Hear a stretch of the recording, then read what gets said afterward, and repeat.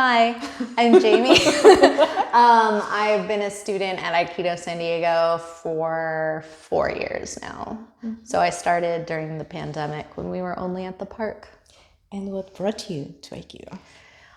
So like a lot of friends in the dojo, I did know somebody who had done Aikido. So back in 2021, my dad had a triple bypass heart surgery, open heart surgery. It was very emotional time, of course, for me and my family. And I had already been doing yoga and meditation, and I had these mindfulness practices, but I realized I didn't have anything relational, something that explores the way in which I relate to other people and navigate conflict. And I was meditating with my mom and my dad. And I meditated a lot with my mom. She's the one who got me into yoga when I was a kid. But I had never meditated with my dad. And I felt this very interesting presence, kind of like he was filling up the room and contracting and filling up the room and contracting. And it was very interesting. I had never experienced that when meditating with somebody else before. And it was also really interesting because I asked him, I was like, what were you doing? And where did you learn to do that? And my dad has a shodan in judo. He got that when I was a kid. So I did judo with him as a kid. But I had never done Aikido, and I knew he had done it. He stopped as a Sankyu, which is the rank I currently am now. So my next test, I'm coming for my dad. But he had trained back in the 80s or late 70s. When he was in college, and he had learned this meditation technique, and it was kind of interesting. The technique he described was very much what I felt. I had felt that energy of expansion and contraction. It was very peaceful and controlled, even though he was in the midst of this life-threatening condition. There was a lot of uncertainty. He was, but there was still this grounded, calming presence. And he said he had learned that in Aikido. And so we talked a bit about the art, and even though he comes from a different school, a different lineage, I got very interested. And then, like many of us, we Google Aikido San Diego, and search engine optimization, Aikido San Diego pops up. So I took a look at the philosophy, contacted Sensei Dave, and gave it a try. We were only at the park, so I felt like there was a lot of catch up once we got back on the mat. I think I had earned my first rank before I ever put a gi on as an adult. So it was definitely an interesting start. But the impact has been great on my life. So I keep coming. Awesome. So I'm sorry your dad had to go through that. I hope he's okay now. He sure is. You were talking about the impact. Can you give some examples of how you feel like it has impacted you? Yeah, absolutely. So in addition to just kind of my own spiritual practice and wanting to better navigate relationships, I was in a long-term relationship for the first 3 years I was training. And so it kind of both helped me navigate myself in that relationship, and then also like coming to terms with its eventual end, which was very difficult for me because there's still a lot of love there, but it was an important understanding. It's really helped me to set boundaries. It's helped me to understand where I start and where someone else starts. I think a lot of us can, depending on different family dynamics, relationship dynamics, we can become enmeshed and not really know who we are outside of those kinds of relationships. And so Aikido has really done that for me. And then also for my work, which is maybe more relatable to more people, a lot of the work I do, so I'm an institutional researcher in education. And so a lot of my job is very gently telling folks where we need to be doing better, which, as you can imagine, can be a difficult thing to do. Even with, I love my team, I love my workplace, like everyone's phenomenal, but that's still challenging. And so it's really helped me to learn how to facilitate and how to frame things. And I facilitate a lot of change spaces within education, and particularly around queer and trans issues in education and in data. And so it's really helped me learn how to hear. You learn listening, embodied listening in Aikido. It's helped me listen and respond instead of react. And I'm not saying that, that's a perfect thing, but it's really changed my approach to that. And it's made my friendship stronger. It's made what I expect in relationships, I think, healthier, both in the workplace and in my personal life. And yeah, the impact I could probably go on about for a long time, but those are some of the key things. Thank you for sharing.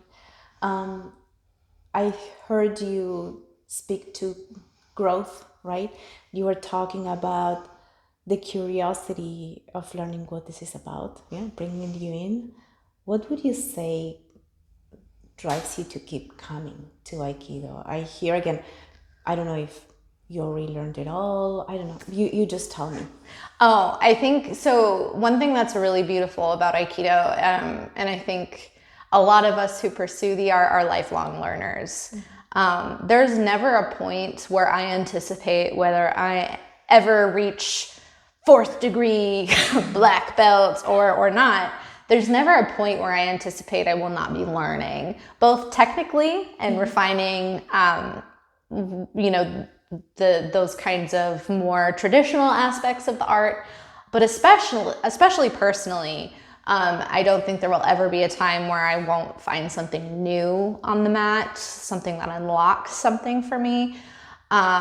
So that's really a motivation to keep coming, is just there is no end to the potential growth that you can find here.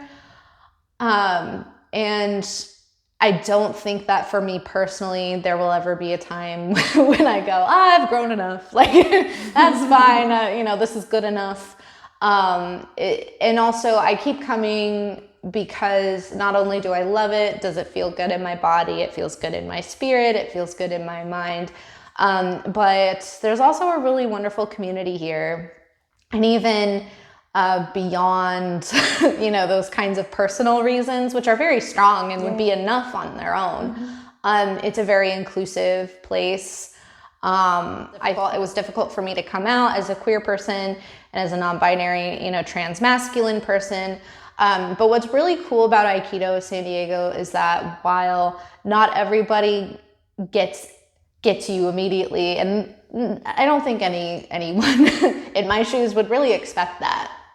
There's this very sincere desire to include, to learn, and I have never felt unsafe here. So it's also been personal growth in that aspect. I think during one of our old meditation classes, one of my little realizations was like, part of my purpose maybe in this community is to bring that, break down those kinds of barriers for people. And they're not self-constructed necessarily, they're culturally, socially constructed. And, being openly and unapologetically queer and trans in this space, I think it's not only good for me and shows me that I can be authentically myself in spaces that maybe weren't created with me specifically in mind. But I think it's also been good for folks who don't identify that way in this community to really get to know me and to kind of be more open and curious about folks who come through our classes. Yeah. And quite frankly, I think that's also part of the evolution of the community. And we owe you a thank you for that, because you allow us to, no, for real, while we are not in your shoes, it allows us to better understand what other people are going through, and your openness has been key for that. So thank you. Thanks, Maru. Anything else that you want to share that you think may be valuable to whomever is listening that I have not touched on? Sure. I think if you're curious, the best thing you can do is give it a try. We're very open, and Aikido is something that I think is really cool to read about. I've read about it through the works of O-sensei, our founder, but also even in like activist works that I'm a fan of, like Adrienne Marie Brown's Emergent Strategy. Aikido comes up as like a really useful tool and framework, even if you don't practice it, for how to approach change work in difficult conversations. But even though you can get a lot from reading about Aikido, it is nothing compared to doing it. It's something that really you cannot learn without embodiment. And so if you're curious, just give it a try. And, you're welcome here. And would love to see you. Yeah, one very important question. You touched on give it a try. How much time do you think people should give it a try for? Because I feel sometimes people are expecting like you blink and all of a sudden you are an enlightened being and nothing disturbs you. For me, it has taken longer time. What would you say to people who are waiting or expecting something quick?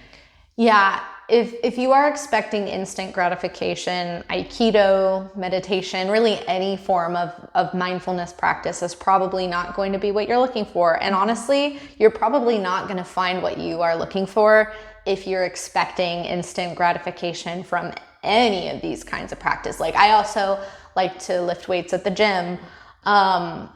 If you are expecting instant gratification of muscle growth or cardiovascular, endurance after your first day training, you're probably not going to be going back, right?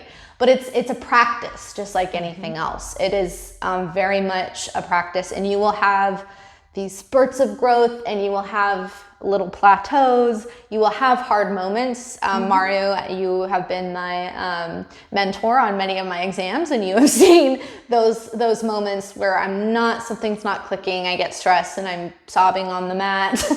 But those are, it's like, you have to boil water before you make pasta or rice, kind of a thing. Yeah. And it's a practice, and it takes time, and you will find these like aha moments, and then the training, you'll keep training, and then you'll have another aha moment. So I just when I say give it a try, I don't mean you will find perfect enlightenment in one class. What I mean is to really think about your why for trying it, and understand that takes time. It's like building muscle or cooking a meal or learning how to sit still for 10 minutes when we are in a culture that is constantly barraged with stimulation and information. That takes time, and so be patient with yourself and be gentle with yourself, and understand that in life, most things that are worth doing you cannot achieve by adding to cart and doing buy now, PayPal checkout kind of quick things. It does take time, but that's also part of the beauty of it. Is I've seen how the aha moment of my 6th Q is so very different from the aha moment now as I'm approaching my 2nd Q, my brown belt. It's taken time, and yet it also feels very fast. So don't expect it to be on a Facebook timeline. That's a pun, by the way. Love it. Thank you so much, Jaime. Thank you.